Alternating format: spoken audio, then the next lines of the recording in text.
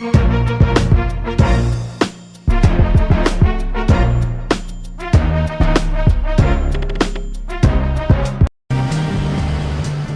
first met him in the early 80s in a Chinatown of urban Java.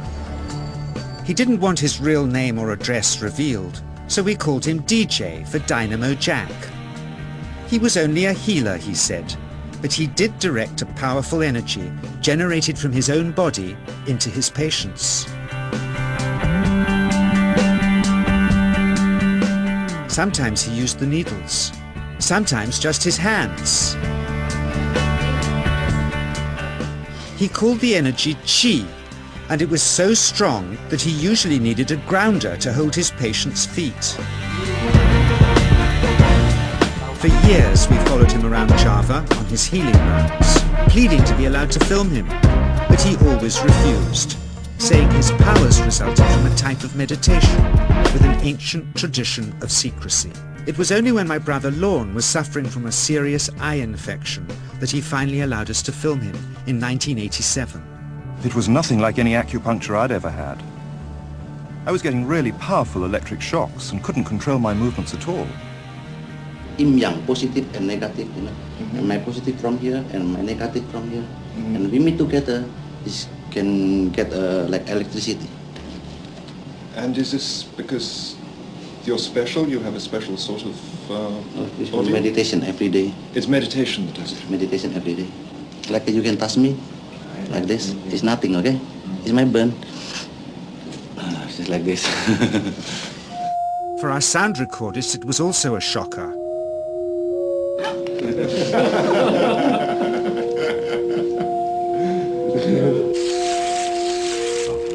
He then took our newspaper outside and showed us how Qi can also be used to set things on fire.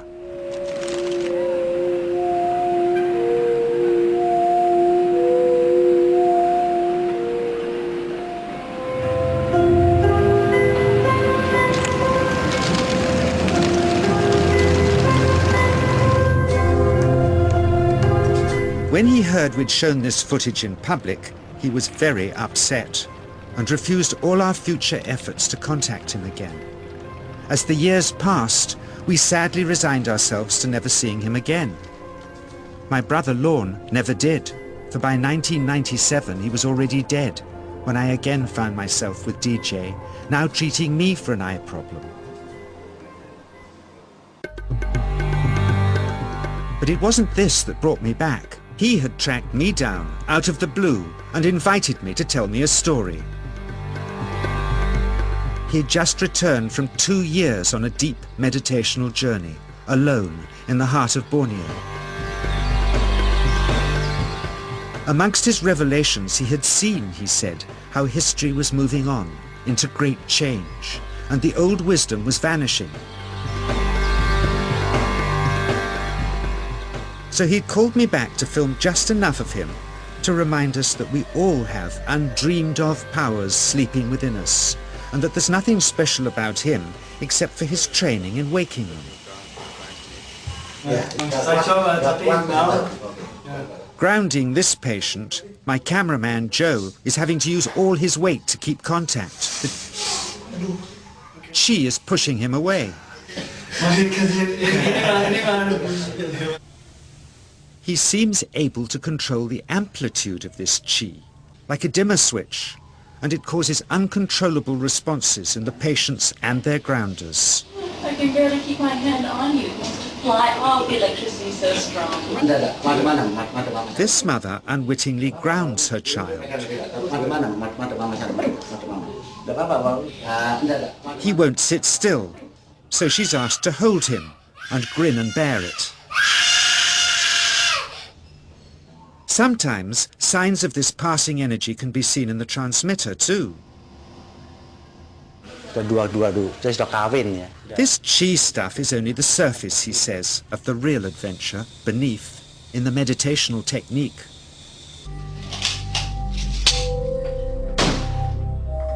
Projecting Qi from the palm of the hand can also be used to resist rifle pellets, he says.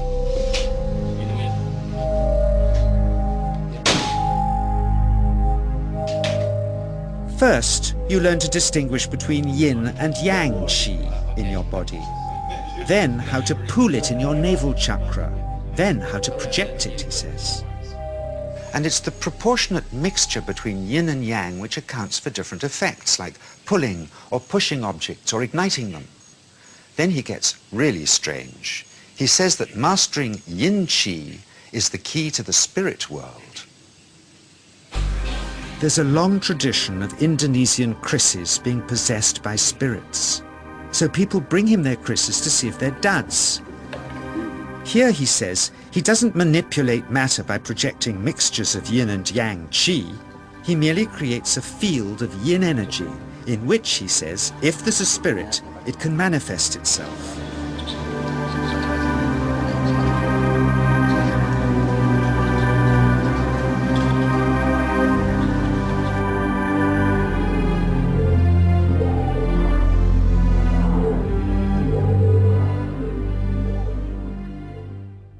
So I invited a small group of scientists back from the United States with measuring equipment to test if DJ was for real.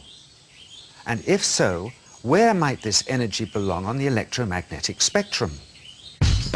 Catherine Cook, CEO of the Mind Science Foundation in Texas. Dr. Roger Nilsson, a Swedish medic and international racing sailor. Dr. Greg Simpson, a physicist from New York's Albert Einstein University, and Andreas Polak, one of DJ's Australian students. The visitors are confident they'll uncover him as a fraud in no time. Greg is the first guinea pig, and he's uncomfortable about showing that he can feel anything at all. Dr. Roger doesn't know what to expect.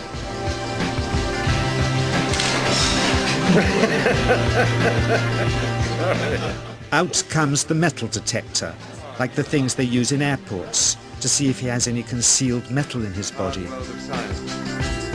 Then the voltmeter, to try and measure the qi. But how to get it to work? Where's the ground? What settings?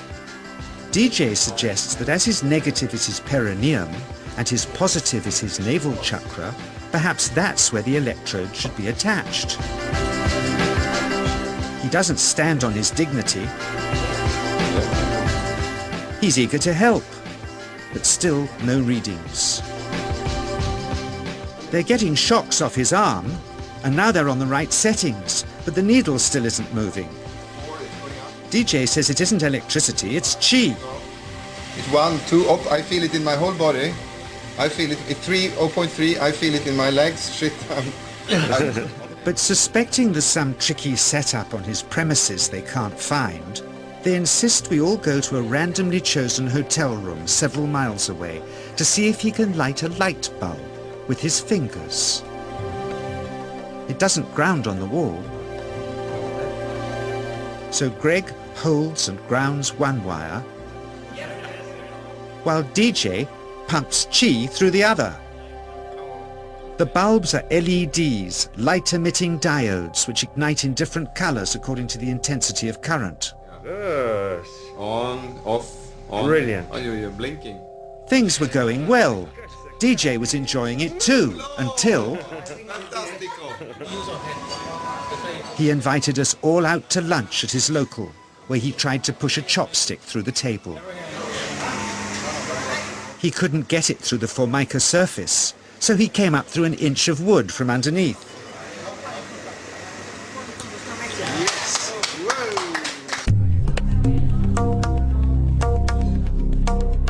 Not only did he draw his own blood, but a chopstick splinter had caught Alison here between the eyes, drawing more. The incident was laughed off apologetically, but next morning he was a different man, drawn and upset. He said he'd been visited all night by his long-dead master, raging that he'd broken the strict taboos of his sect, never to show off in public and never to cause harm or draw blood. He felt deeply chastised. All further testing and filming must end. Never again would he submit to public scrutiny, nor accept any new students. He would sink from sight and continue his healing in obscurity, as he had done since before we met him in the early 80s and had always told us was right.